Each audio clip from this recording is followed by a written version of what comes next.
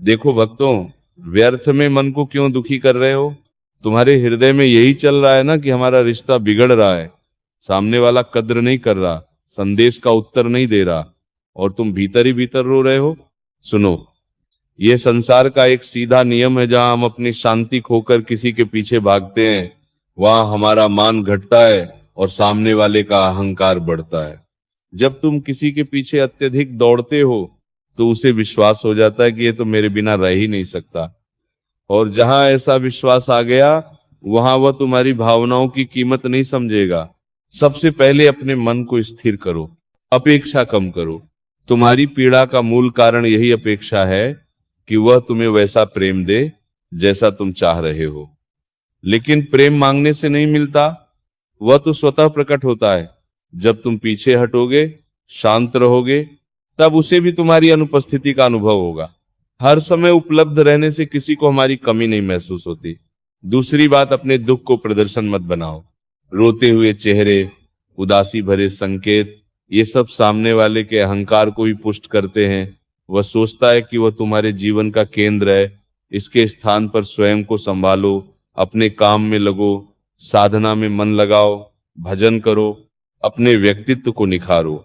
जब वह देखेगा कि तुम उसके बिना भी संतुलित और प्रसन्न हो, तब उसे समझ आएगा कि तुम्हारा अपना भी एक संसार है। तीसरी बात, किसी को भगवान मत बनाओ। रिश्ता बराबरी से चलता है। जहां तुमने किसी को सिर पर बैठा दिया और स्वयं को नीचे रख दिया, वहां संतुलन समाप्त हो जाता है। यदि वह तुम्हें समय नहीं देता, तुम्हारी भावनाओं का सम्मान नहीं करता, तो तुम भी स्वयं का सम्मान करना सीखो। स्वयं को इतना सस्ता मत बना दो कि कोई भी तुम्हें हल्के में ले ले। और एक बात बहुत गहरी है, अपने आंसुओं और जज्बातों पर संयम रखो।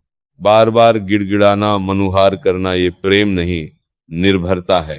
तुम्हारी दुनिया केवल एक व्यक्ति नहीं है, तुम्हारे माता पिता हैं, तुम्हारा अपना अस्तित्व है, तुम्हारी आत्मा है।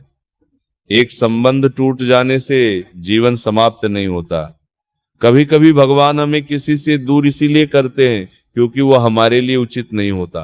अंत में यही कहूंगा, अपनी कद्र स्वयं करना सीखो। जो स्वयं को सम्मान देता है, संसार भी उसी का सम्मान करता है। आज जो पीड़ा लग रही है, कुछ समय बाद वही तुम्हें मजबूत बनाएगी। पीछे मुड़कर देखोगे तो समझोगे कि वह मोह था, आसक्ति थी, प्रेम नहीं। जो तुम्हारा है वह तुम्हारे पास स्वयं आएगा, और जो तुम्हारा नहीं है उसके लिए आंसू बहाना व्यर्थ है।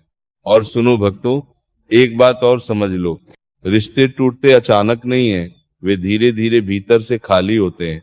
जब सम्मान कम होने लगे, संवाद कम होने लगे, और तुम्हें अपने ही प्रेम के लिए भीख मांगनी पड़े, तो समझ लेना कि ये संकेत है।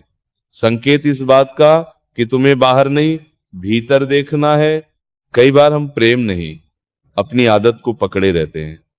हमें उस व्यक्ति की नहीं, उसकी मौजूदगी की आदत हो जाती है, और जब वह दूर होने लगता है तो हमें लगता है सब खत्म हो गया। पर सच्चाई यह है कि भगवान कभी भी तुम्हारे जीवन से वह चीज नहीं हटाते जो तुम्हारे लिए कल्याणकारी हो। जो जा रहा है, शायद वह तुम्हारे मार्ग का पत्थर था, मंजिल नहीं। तुम कह रहे हो महाराज जी, मन बहुत व्याकुल हो जाता है। व्याकुलता इसलिए है क्योंकि तुमने अपने मन का केंद्र किसी इंसान को बना लिया है। मन का केंद्र अगर स्थिर हो जाए तो संसार की कोई भी दूरी तुम्हें तोड़ नहीं सकती। जब मन स्थिर होता है तब इंसानों की बेरुखी इतनी बड़ी नहीं लगती। और एक बात गांठ बांध लो, जो तुम्हारी कीमत नहीं समझता उसके पीछे भागना अपने आत्मसम्मान को गिरवी रखना है। प्रेम में विनम्रता हो सकती है लेकिन आत्महीनता नहीं। प्रेम में समर्पण हो सकता है लेकिन स्वयं का अपमान नहीं। तुम्हें बदलना है तो अपनी ऊर्जा बदलो। सुबह जल्दी उठो, मन को शांत करो, नाम जपो, मन को स्थिर रखो। देखना धीरे धीरे मन हल्का होने लगेगा। संबंध में दूरी कभी कभी परीक्षा होती है। यदि प्रेम सच्चा है तो दूरी उसे और गहरा करती है। यदि प्रेम केवल आकर्षण था तो दूरी उसे समाप्त कर देती है। इसीलिए दूरी से घबराओ मत, उसे सत्य की कसौटी समझो। तुम अपने भीतर यह भाव लाओ, मैं पूर्ण हूं, मैं किसी के सहारे अधूरा नहीं हूं। जब ये भाव जागेगा तब तुम किसी से प्रेम भी करोगे तो स्वतंत्र होकर करोगे, भय से नहीं। अभी तुम्हारा प्रेम भय से भरा है, वो चला न जाए, वो नाराज न हो जाए। जहां भय है वहां प्रेम का स्वरूप शुद्ध नहीं रहता। भगवान ने तुम्हें इतनी सुंदर